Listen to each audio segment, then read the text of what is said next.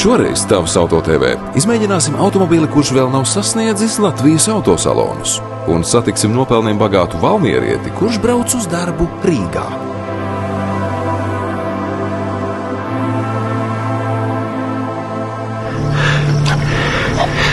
Mēs jau tevi tikai iepriecināt gribējām.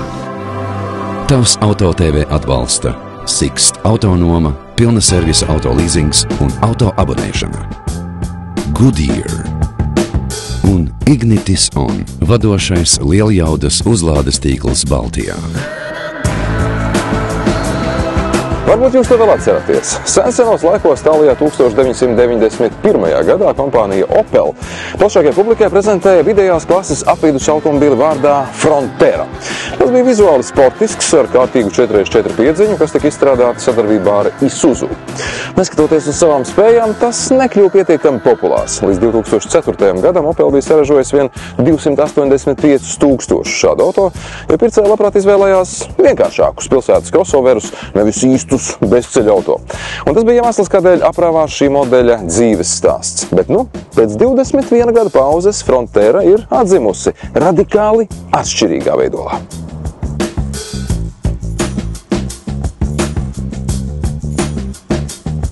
Par pilotu aicinājām cilvēku, kurš arī prot pieņemt atšķirīgus veidolus, protams, fizikas likumu robežās. Imants Strats ir teātra un kino aktieris, kurš filmējies ne tikai pašmāju kino un seriālos, bet arī režisējis bērnu izrādes un koncertus. Teātra jomā skolojies Liepājā, ilgu laiku strādājis Valmierā, bet jau 5 gadus ir Dailes teātra saimē. Un Imantam nav sveša arī mūzika un humors, jo pirms 20 gadiem dibinājis humora apvienību Žerāri, ar ko nospēlēti 100 koncertu.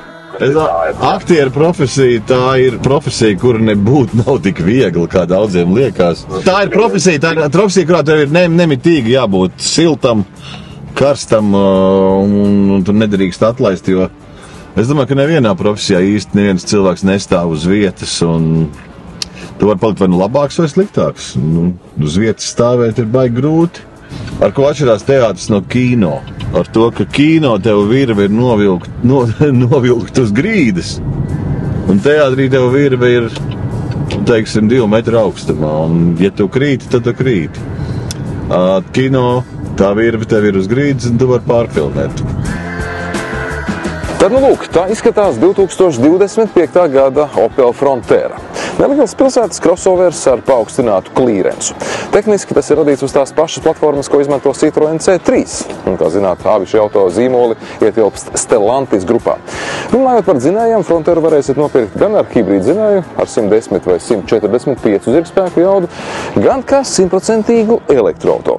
Tāds ir arī mūsu šīs dienas testa automobilis. Tam ir 113 zirgspēku, un ar vienu uzlādi tas spēj veikt aptuveni 300 km.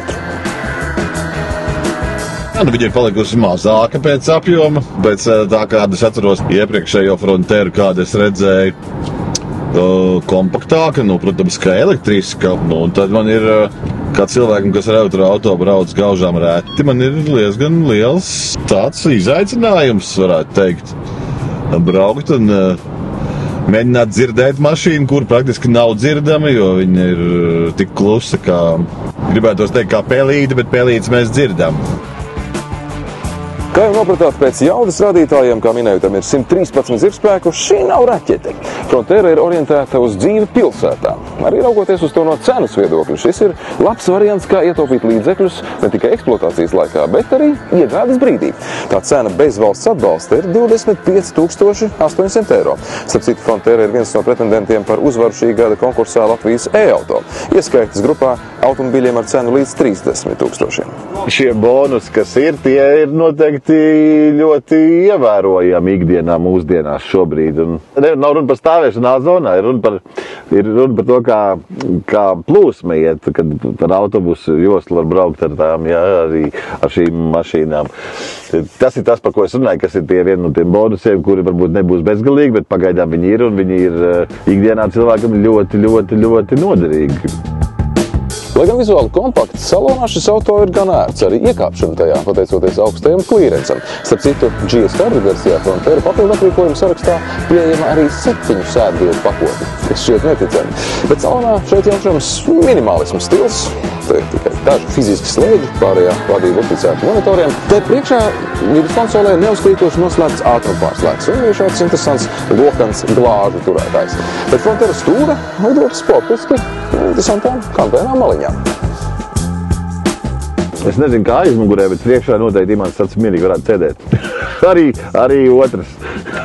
Te viss kaut kādas tās krūzes, kur likt, kabatiņas, viss kaut kas te ir. Ir samērā unificēta šī te sistēma, ka diezgan klasiski viņš tiek ievērots, kur ir tie skaļumi, kur ir krūjīs, piefiksēt to un ātri saprast. Tas ir tiešām pirmā brauciena laikā izdarāms, un tas viss ir, man liekas, ērti pārskatām. Ko es varu teikt? Jauna brīnišķīga mašīna. Tāds bija šis īsais izbrauciens ar Opel Frontera. Starp citu, viena no dienām, kad šis auto bija Latvijā un pieejams mums filmēšanai, izrādījās tieši inženiera Ādama Opeļa dzimšanas diena. Tā kā sirsnīgi sveicinām visus šīs markas fanus. Starp citu, ar šo auto mēs vēl tiksimies konkursā Latvijas e-auto, bet ar jums arī citos Tavs Auto TV sižetos. Tavs Auto TV atbalsta Sixt autonoma, pilna servisa auto leasings un auto abonēšana. Goodyear un Ignitis On, vadošais lieljaudas uzlādes tīkls Baltijā.